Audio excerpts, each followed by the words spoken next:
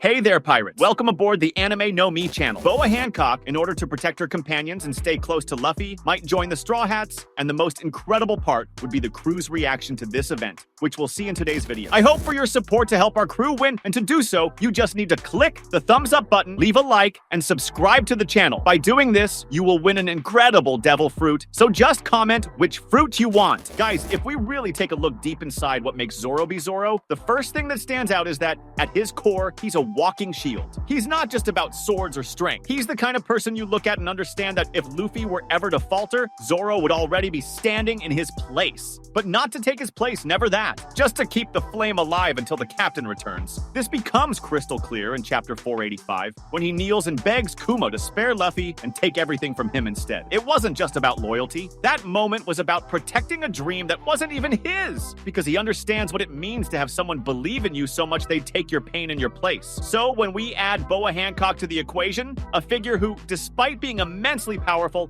moves almost entirely out of a love that floats between infatuation and obsession, it's impossible not to think that Zoro would, at the very least, be suspicious. Not out of disdain, but on principle. Maybe he wouldn't say anything at first. Zoro's not the type to speak much, but he watches silently. And if what he saw began to disrupt the crew's balance or threaten Luffy's independence, I think he wouldn't hesitate to act. That's the thing. Zoro is straightforward but not impulsive. He's strategic in an almost primal way. He smells trouble before it arrives. And if Boa Hancock tried to join the crew under the pretense of helping, but deep down only wanted to stay close to Luffy, I think he'd notice that immediately. Maybe he'd let it slide at first, observing, testing, because to be fair, Hancock is powerful. She defeated several Marines with a snap of her fingers and turned people to stone like it was child's play. And Zoro respects strength. He's never the type to underestimate an opponent. He knows when he's facing someone dangerous. But her power wouldn't be the problem, it would be the direction of that power. And here comes the dilemma. Is she here to contribute, or is she here to distract?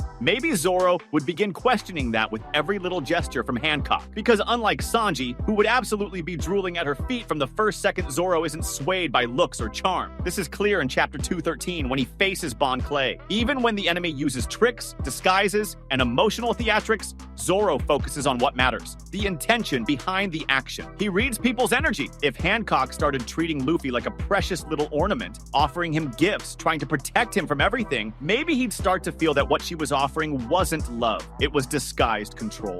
And for someone like Zoro, that's unacceptable. Because if there's one thing Zoro values above all else, it's freedom. The freedom to be who you are, even in chaos. The freedom to choose your own path, to fall and rise on your own. He says it himself during his fight with Ryoma in Thriller Bark, chapter 467. When he holds the Shusui sword in his hands, he understands that real strength isn't just about cutting, it's about conviction. And if Hancock wanted to join the crew with the wrong conviction driven by possessiveness instead of purpose, he would sense that as a disturbance. Now maybe, just maybe, things would really start heating up if Hancock tried to interfere with Luffy's decisions. Because for Zoro, that's a red line. That's personal. He doesn't talk much, but when Luffy decides something, no matter how absurd, Zoro respects it. He always has. Even when he disagreed, like back in Alabasta, when Luffy insisted on fighting Crocodile head-on, even after losing badly. Zoro could have said it was suicide, but he didn't. He trusted him. And if Hancock, even with the best intentions, started trying to convince Luffy that he doesn't need to fight, he doesn't need to take risks, I can handle this for you, Zoro might see that as an attempt to disarm the captain, and that he would not let slide. We need to remember that Zoro is not just the first mate. He's both the brakes and the accelerator. When Luffy is about to do something too impulsive, Zoro is the only one with the guts to pull him back to reality. But when Luffy decides to go all in, Zoro is the first to say, then let's go together. He's the balance. And Hancock, despite all her strength, is emotionally unbalanced. That's not a criticism. It's a fact. She lost her footing because of Luffy. She fell in love with someone who doesn't return her feelings romantically. And even so, she moves the world forward. Is that beautiful? Maybe. But it's also dangerous. Because those who love too much sometimes don't measure the weight of their actions. Because the Straw Hats are a family, but they're also a system that functions on mutual trust. And everyone there has their clearly defined role. No one has to be better than anyone else. Sanji cooks, Usopp invents, Frankie builds, Brook entertains, Chopper heals. Rob Robin watches and protects. Nami charts the course. And Luffy lives at the center of it all with a goofy smile and an almost animal instinct. When someone new arrives, that balance is tested. It's always been that way. We saw it with Frankie back in Enies Lobby. He had to be defeated before he was accepted. We saw it with Brook in Thriller Bark. He had to show who he really was. We even saw it with Jinbei. Despite being a legendary fishman, he had to wait for the right time. If Hancock's entrance were purely driven by her desire to be near Luffy, it might feel like a key trying to force the wrong lock. Not out of ill will, but out of mismatch. And the one who would sense that mismatch first would be Nami, not because she'd be jealous or competitive. Nami isn't that kind of character, but because she understands Luffy in a different way. She reads his mood, his silences, his smiles. She knows when he's uncomfortable, even if he says he's fine. And if Hancock started smothering Luffy with care, maybe Nami would be the first to pull him aside and ask, "Are you really okay?"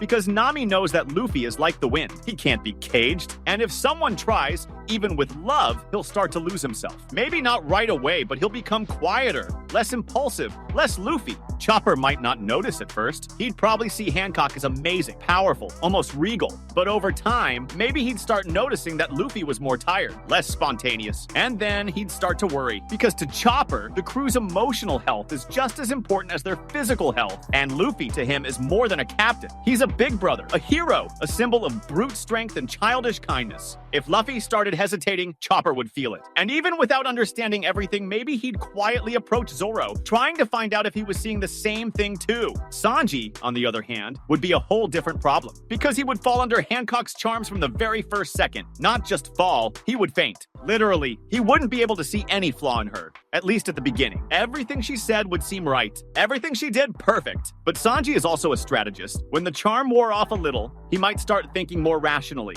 And when he noticed that Luffy was less free, less joyful, maybe he would force himself to admit that beauty and intention don't always go hand in hand. And then maybe he would start talking to Nami, because the two of them have that silent connection. They understand when something is going wrong. Robin, on the other hand, would probably notice everything from the start. She wouldn't say anything. She wouldn't be direct, but she would observe with her calm, kind gaze, but with a calculating undertone. Robin sees patterns, conspiracies, invisible networks, and if she saw that Hancock was trying to shape Luffy into the image of a protected prince, she might start mentally filing that away. And if it was ever necessary, she would speak with precision, without emotion, like someone who has seen the world fall many times and learned to recognize the first tremors. Usopp might be torn. He has a huge respect for Luffy, but he also has a chronic fear of anything intense. And Hancock is intense. Maybe he wouldn't know how to act. Maybe he would try to side with her, trying to avoid conflict. But at the same time, he would start missing Luffy's laughter, the sudden bursts of joy,